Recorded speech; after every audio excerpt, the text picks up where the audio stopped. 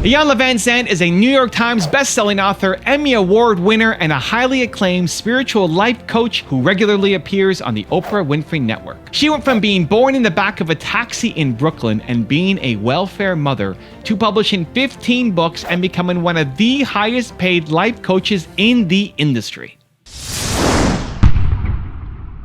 Need motivation? Watch a top 10 with Believe Nation. Top 10, I got a top 10. Got my motivation high for my top 10. Gotta learn from the wise women and men. All my life, like na na na na.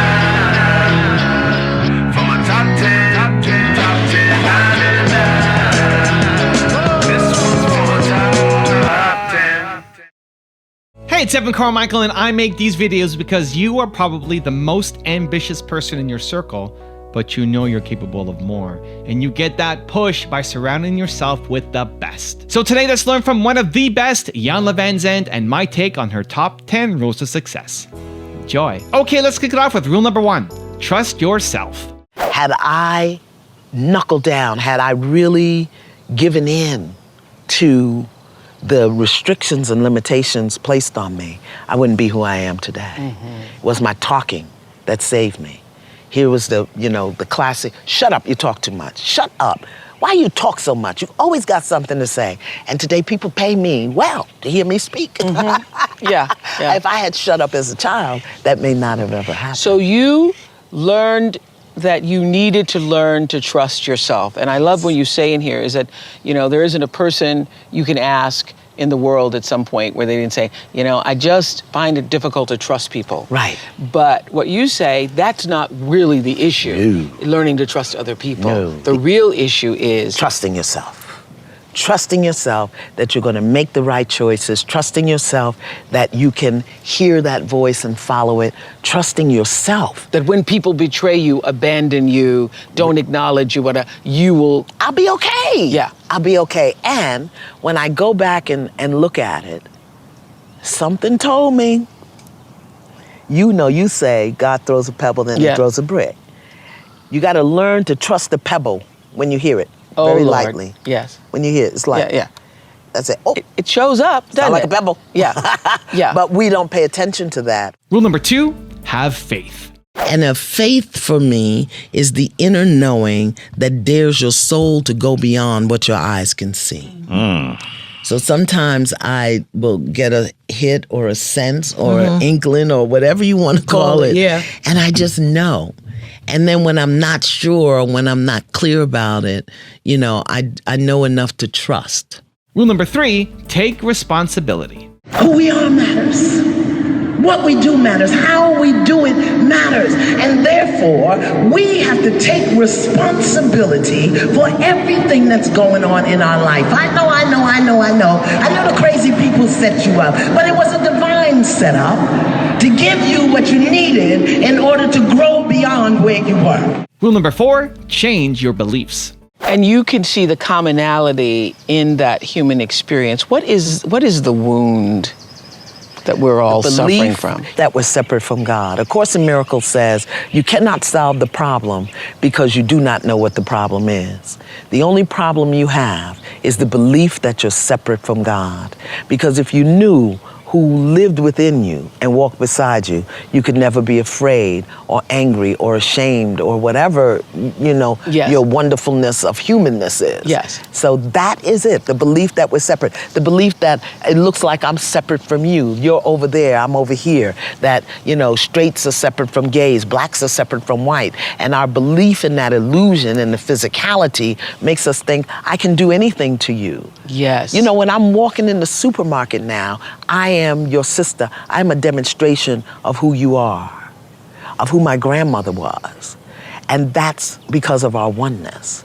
I see it and I feel it and I live it so that I know every time I show up, I am a demonstration and a representation of past and future generations. Yes. So I got to be clear. Also, if you want to have more self-belief and self-confidence, I've designed a special free program to help you get it, where I send you a video every day for 254 days. The research says it can take up to 254 days for you to build a new habit, and this program will help you get it. Once again, it's free, and the link to join is in the description below. If you're not holding yourself within yourself as worthy, then what you expect from the world is surely gonna hurt you. We need to stop whining about what isn't happening. So it's not selfish to put yourself first. No, it's self-full. It's self-full. It's self-full to be first, to be as good as possible to you, to take care of you. Rule number 5, stop worrying. Worry is really a sign of control. That's People true. think they're worry warts, but they're really control freaks. They want it to come the way they want it to come. And when we can't control, we go into worry, which really is how we rehearse the worst thing possibly happening. That's what worry is. Right. You know, it's like, oh, that's not going to happen, and then this is going to happen, and I'm have to, you know. So worry, it's really a control freak issue. Rule number 6, reclaim the power of your mind. When I say get over it, I'm giving you a process for reclaiming the power of your mind. That's what I'm giving you. Give every thought over. Observation, validation, examination, and reframe. Give every thought, observation, validation, examination, and reframe. Because too many of us walk around coddling and entertaining and validating wild thoughts, just like Rihanna said. We got wild thoughts. What you know about Rihanna? I know about Rihanna, Khalid, all of them. They're my youngins. I got to keep my eye on them. Yeah. So, you know, we don't have the control of our minds. That's why it's looking like it's looking. Rule number 7, live in the truth. I grew up understanding and recognizing about ancestral study and cultural nuances and stuff. And my grandmother, the same Cherokee, was in the Kojic church. Wow. So we were Kojic all day, and then we was at the moon at night, you know. So it was good and not so good, because what that taught me was really to hide who I am, and that who I am is not really acceptable. You know, we didn't talk about putting plates down for the ancestors and doing all of, or you know, honoring the earth and what we do, full moon ceremonies. But as I grew up and I embraced my matriarchal lineage as a Yoruba, or my patriarchal lineage as in Chisleki, but we really work in the Lakota tradition. And I became a pipe carrier for them, and an initiated priest and an ordained minister, because the thing that I found is the commonality of universal law. And I live universal law and principle. The law of cause and effect, whether I'm Chisleki or Lakota or Yoruba or Kojic, the law of cause of effect and effect is going to work. Principles, integrity, responsibility, accountability, compassion, honesty, those principles work. Now, the benefit that I have is that I understand how they're taught from a cultural perspective. You know, whereas the Bible will say, you know, thou shalt not lie, the Yoruba will say, the king does not lie.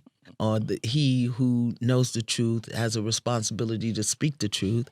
And the Lakota would say basically the same thing. If you walk in truth, you live in truth, then you bring the spirit of truth to the planet. It's the same thing. Thou shalt not lie. Yeah. Universal law. But I have it from a cultural perspective. So that's really what it is for me. And I think for many people, the thing that's missing is the culture. So I teach it from the universal perspective, but speak to it the way that I've lived it from the cultural perspective. Rule number 8, be vulnerable. The enemy is in me. Yeah. I'm not fighting the world. I'm fighting that part of me that says, you can't do that. Yeah. Don't do that. And there's a part of me that says, come on, we're going to do this. And then the other part says, don't you remember what happened last time? Oh, you're going to do that? You can't do it. It's in me. And there's a part of me. So that's where the real battle is. That's where the real battle is. That is where the crux and the core of trust comes in. Those two parts of us, the part of us that would rather stay broke and miserable, complaining, living in the whatever, the mediocrity. And why? Why? Because we're afraid? Because we get to control it. We get to control it. I know how to be broke and poor and struggle and suffer and be angry. I know how to do that. I got a degree. But when it comes to being open and vulnerable, because trust, the core ingredient of trust is vulnerability. Yeah. That's the core. Being vulnerable, going within, following my intuition, and facing the unknown. I'm not gonna face the unknown, because I can't control the unknown. I can control the familiar. I can control what I know. I'ma trust that, even if I'm miserable, I'ma trust it, rather than opening myself to a greater, grander possibility that requires me to be vulnerable. Rule number 9, work on yourself. So we'd rather have our own reality show prostituting our pain and dysfunction for a check than we would to really take care of our business and, take care of ourselves and heal ourselves and come together and buy a darn network.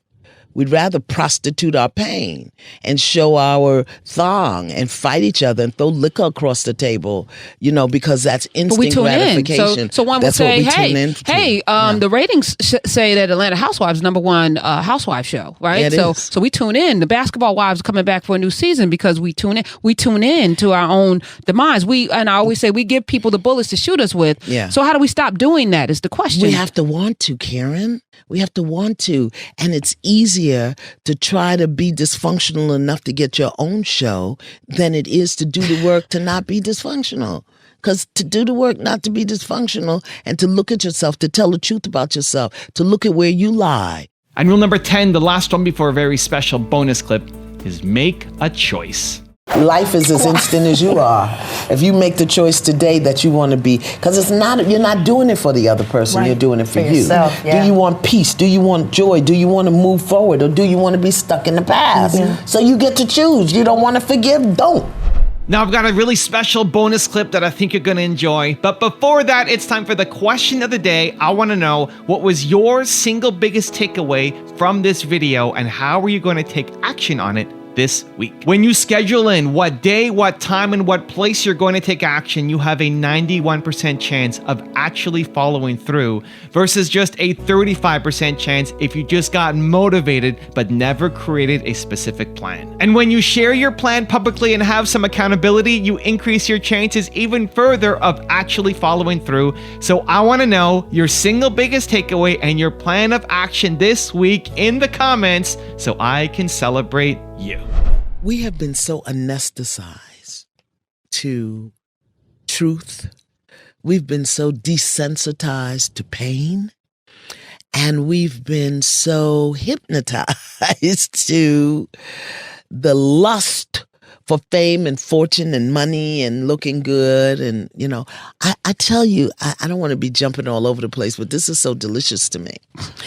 I grew up in a time when young women had to wear girdles because it was considered inappropriate for your behind to jiggle. Now, I'm not talking about the lovely little $78 Spanx that they sell now.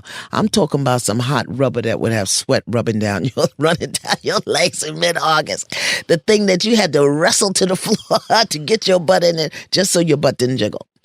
And now we're living in a time where Black women are paying somebody to big up their butt. Where did that come from? We've been so hypnotized to the lusts and trinkets, creature comforts of the world, and at the same time being desensitized to pain, and just totally ignorant of the truth of who we are. That's how we got here. And it happened little by little by little.